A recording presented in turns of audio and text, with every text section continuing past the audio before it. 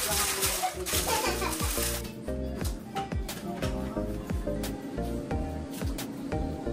chocolate milk mo din.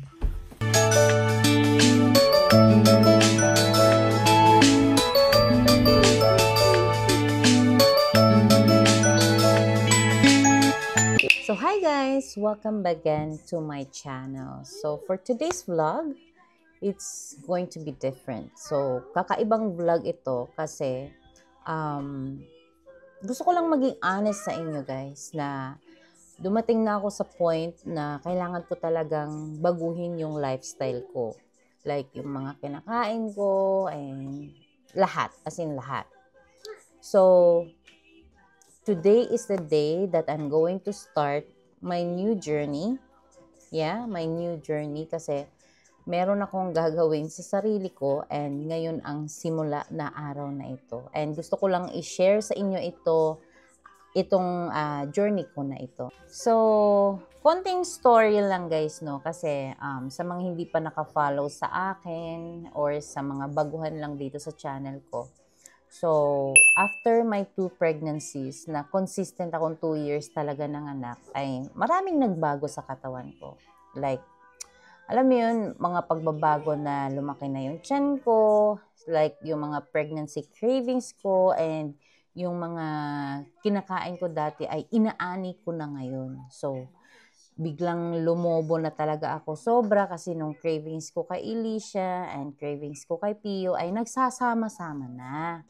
Pero syempre ay hindi lang to nang dahil sa katawan ko, kundi nang dahil na din sa mga emotions ko, sa pakiramdam ko sa katawan ko. Like, nagbunga na sila lahat nung mga past few years na ginawa ko sa katawan ko. So, ayun na nga, tumaba ako ng sobra, lumaki ako ng sobra talaga. But then, iniisip ko dati kasi, it's part of motherhood. Like, sa busy, sa priority ang family, priority ko yung mga bata, lalo na kay Pio, ang number 1 reason ko ay nagbe-breastfeed pa ako ni Pio. So, kailangan pa ako ni Pio, ganon.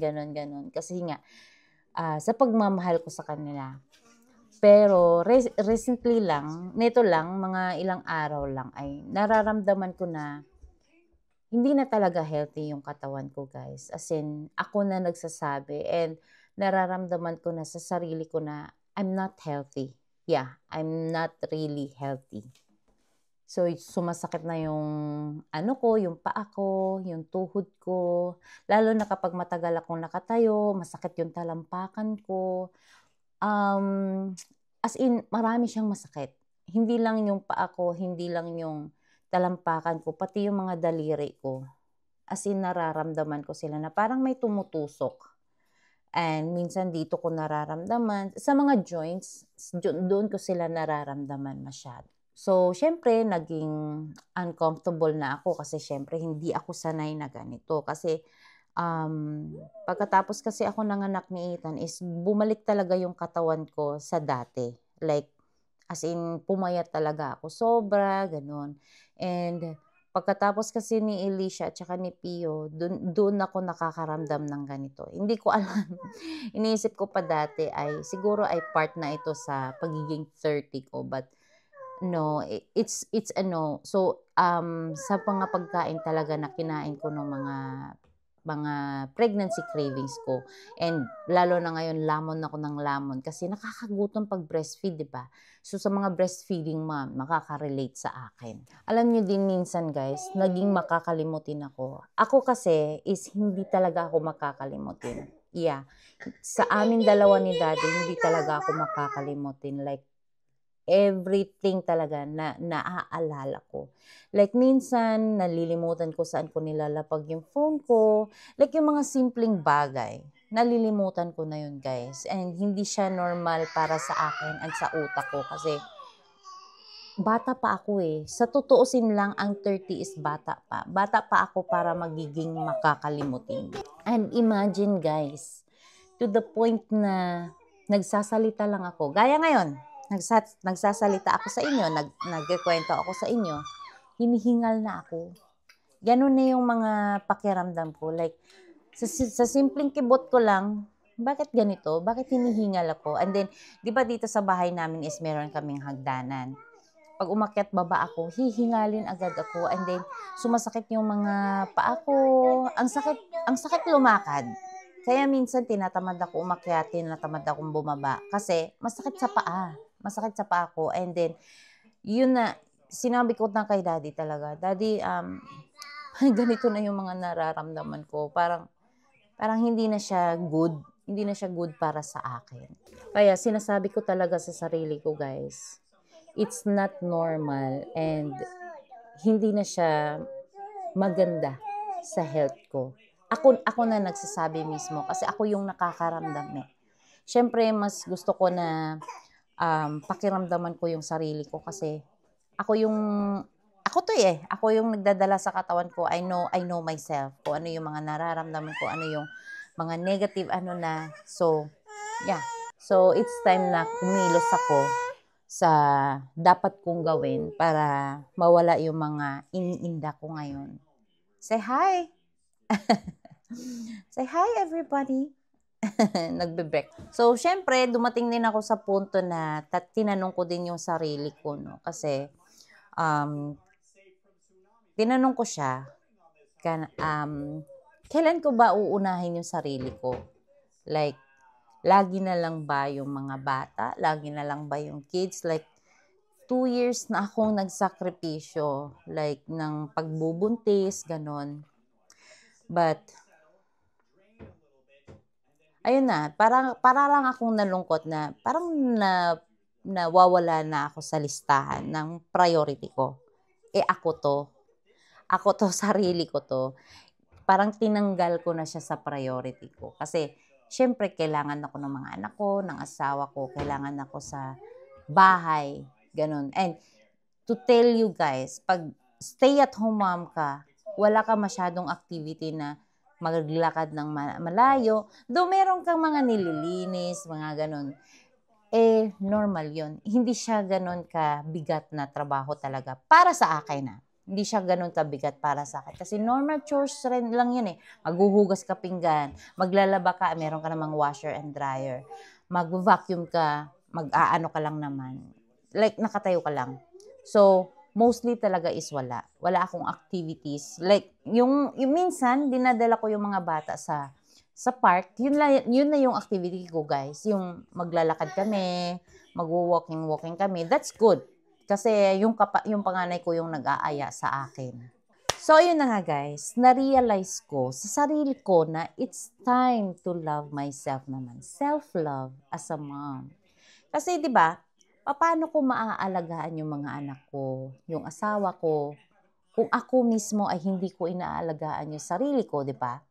Paano ko mabigyan ng energy yung mga anak ko kung ako mismo ay wala na akong gana, like minsan gusto ko na lang humiga, minsan gusto ko na lang na nakaupo. Kasi nga masakit. Masakit yung tuhod ko, masakit talampakan ko. Pag nakakaramdam ako ng ganun, guys, ayaw ko na kumilos. Like, gusto ko lang na nandiyan, nakaupo. So, hindi siya goods para sa akin. Para sa akin na, hindi talaga siya maganda. So, dito ko na iniisip na kailangan ko ng maging healthy. Hindi para sa sarili ko, kundi para din sa mga anak ko. So, ano na to? Package na to. Para din sa sarili ko pala, and para din sa mga anak ko, and sa asawa ko. Kasi, di ba, iba pa din kapag healthy yung nanay. Kasi, magagawa ko yung mga dapat kong gawin para sa mga anak ko, at saka para sa asawa ko. Kaya, starting from now, I'm going to start my carnivore diet while I'm breastfeeding. Yeah. So, alam ko, may magtatanong sa inyo, safe ba yan? Safe ba yan sa bata? Ganon. So, honestly, guys, my husband is doing the carnivore diet na. So, nakikita ko yung result sa kanya. But then, syempre, tayong tao ay iba-iba tayo ng katawan. And then, ano yung kakayahan ng katawan niya? Ano yung kakayahan ng katawan ko? So, I'm going to do this step by step, syempre, no? Hindi natin pwedeng biglain ang lahat kasi mahirap, 'di ba? And then syempre ako to, kailangan kong pakiramdaman din yung sarili ko kung ano ba talaga, 'di ba? Kasi ang goal ko lang naman dito guys ay hindi lang mag-lose weight, kundi maging healthy. Emotionally, mentally, physically. Yun ang goal ko talaga, na kailangan ko talagang maging healthy ulit. So sa mga hindi pa nakakaalam guys, ang carnivore diet ay mainly meat-based lang siya. So ano yung mga meat-based? So tatanggalin ko yung mga carbs, sugar, and magpo-focus ako more on meat, egg, and yung mga healthy fats. Yeah, more on protein. Magpo-focus ako sa more on protein. Bakit? You wanna go down? Okay, pababain ko lang muna siya, guys. Oh, thank you. Yeah. So, marami na akong nababasa na ginagawa nila yun, guys. Yung iba, yung ibang napapanood ko, nakaano na daw sila, naka-dialysis. So, tinry nila yung carnivore diet. Tapos, ang advice pa ng doktor sa kanila ay yung kailangan mong iwasan yung meat, kailangan mong iwasan yung mga matataba, mga mamantika, ganun. But, yung ano niya talaga guys, sabi niya, imbis na magdadialysis daw siya, nawala daw sa kanya yung pagdadialysis. So, and marami pa akong napapanood na yung, alam mga advice ng mga doktor nila, ganyan-ganyan. Tapos, tinry lang nila yung carnivore, biglang nagbago lahat. But, yeah, let's try lang. Gusto ko lang siyang masubukan kasi syempre, yung mga nararamdaman ko ay yun din yung mga nararamdaman nila. Bakit ka cry? Eh? Not yet.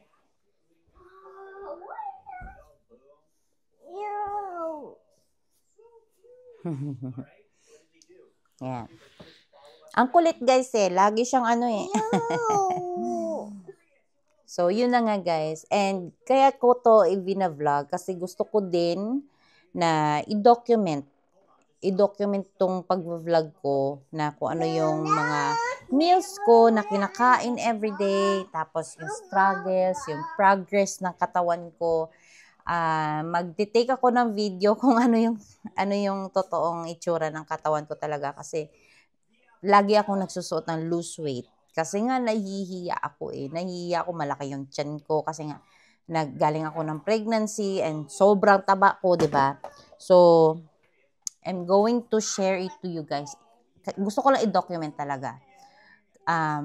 Para makita ko din sa sarili ko na it works. Kung mag-work siya sa akin. So, what day is today is August 16. So, let's see kung gaano kabilis akong pumayat, kung gaano kabilis akong maging healthy, kung ano yung mga nararamdaman ko. So, yun ang gusto kong i-document, yung mga first week ko or first 3 days ko, ganun. Gusto ko i-document sa inyo. So, syempre, breastfeeding nga ako. Napag-desisyon na namin ni Daddy na i-mix namin siya sa formula. Kasi, ngayon na carnivore diet ang gagawin ko, so wala na akong nutrients masyado nakakainin. So, wala na akong mga gulay, wala na akong carbs. So, ang gagawin na lang is, meron na kaming formula, dumidede naman si Pio na sa wakas.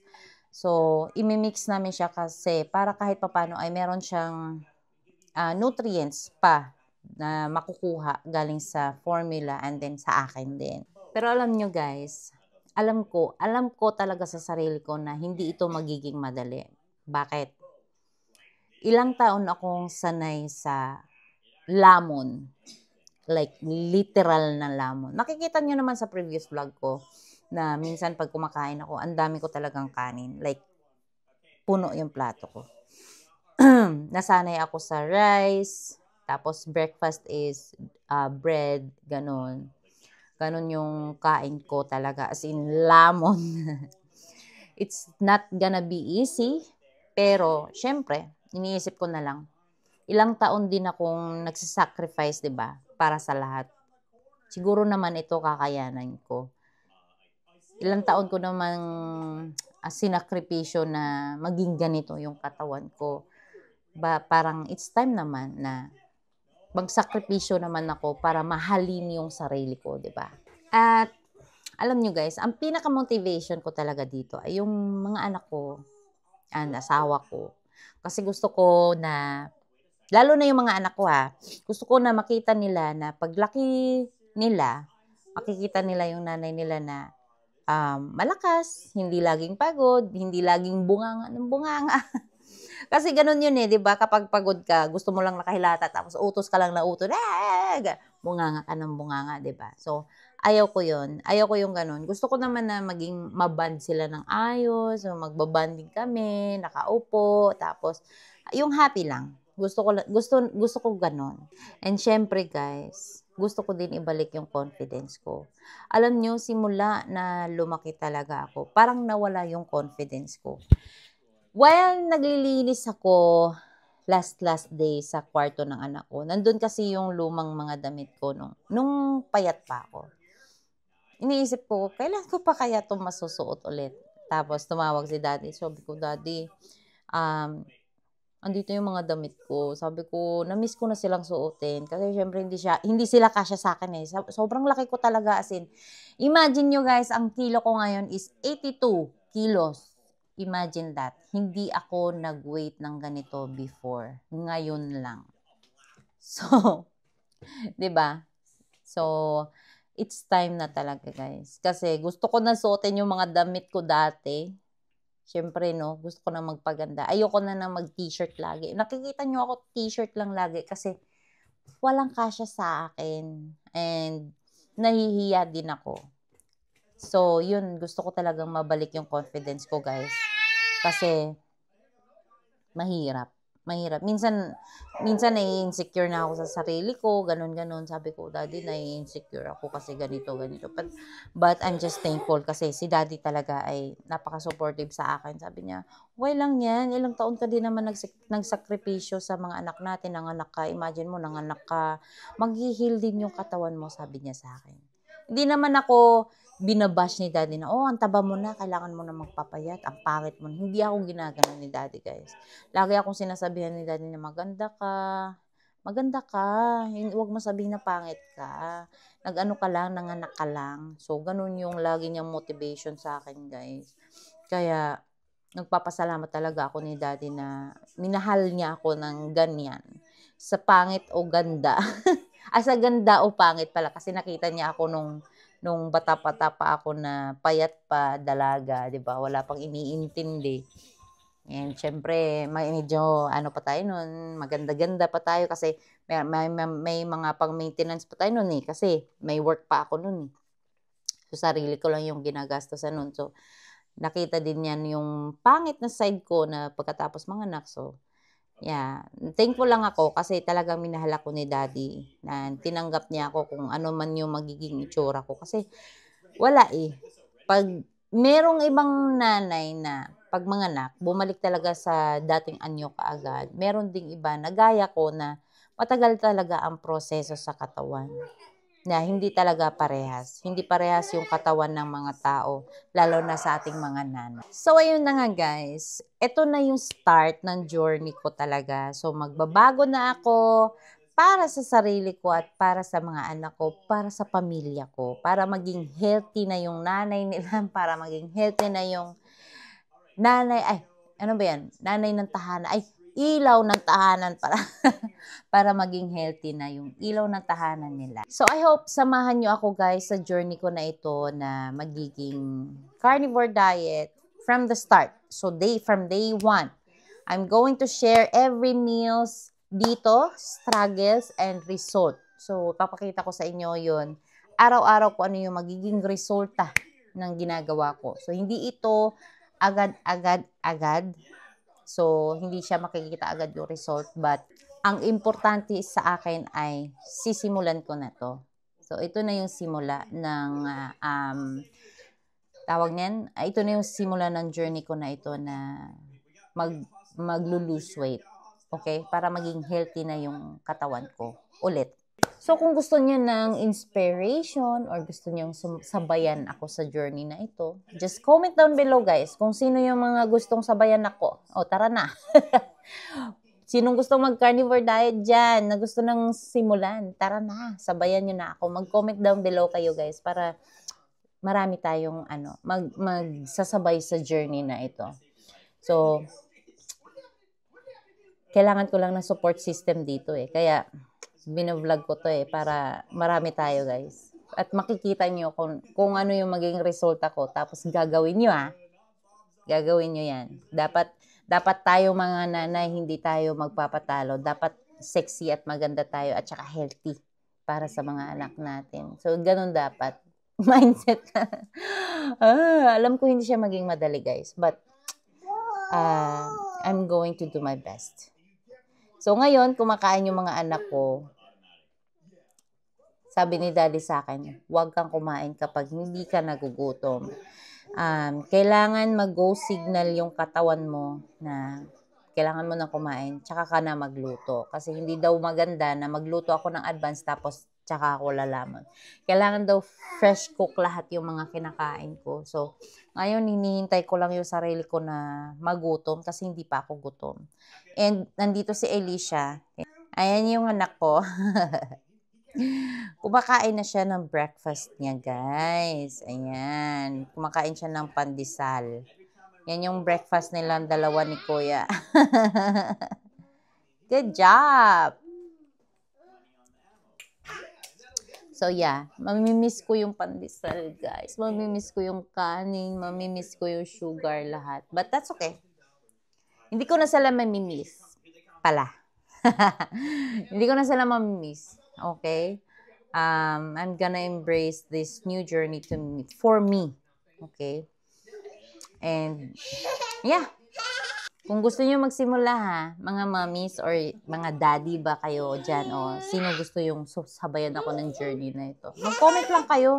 Para marami tayo. Nandamay pa eh, no? So, yeah.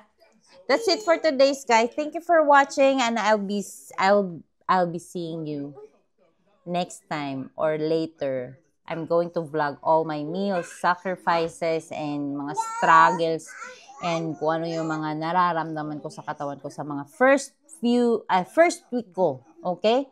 First week ko. Gagawin ko yan. Ipapakita ko sa inyo kung ano yung kinakain ko lang. Talaga. Gagawin ko best ko na makapag-vlog ako kahit na manginginig ako sa gutom. Okay? Sa mga ano pala, meron akong history pala sa ulcer din pala, no? Kaya bawal ako magutom talaga. Kailangan ko kumain. But then, ang kakainin ko lang talaga ay all meat. So, that's it.